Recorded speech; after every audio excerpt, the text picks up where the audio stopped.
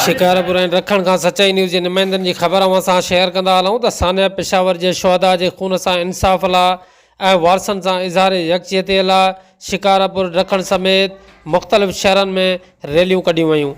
उन सिलसिले में रखण जे मरकज़ी अलमपाक चौक खां रैली कढी लाड़काणू शिकारपुर क़ौमी शाहराह ते धरणो हयो वियो। धरणे जी क़यादत मरकज़ी अॻवान अल्लामा एजाज़ हुसैन बेश्ती, सूबाई deputy political general secretary Mushtaq Hussain मेहमान, तालका गड़ियासीन जे सेक्रेटरी जनरल मुस्तनसिर मादी अबड़ो ऐं ॿियनि कई। उन मौक़े ते अॻवाननि सहाफ़ियुनि सां ॻाल्हाईंदे चयो त पेशावर साने ते ॾुख जो इज़हार कजे थो। पेशावर साने सिक्योरिटी इदारनि जी कारकर्दगी ते हिकु वॾो सुवाल निशान आहे। हिननि वधीक चयो त पाकिस्तान जी सरज़मीन ते दहशतगर्दनि हमेशह शिया नमाज़िन खे खून में रंगीन कयो आहे।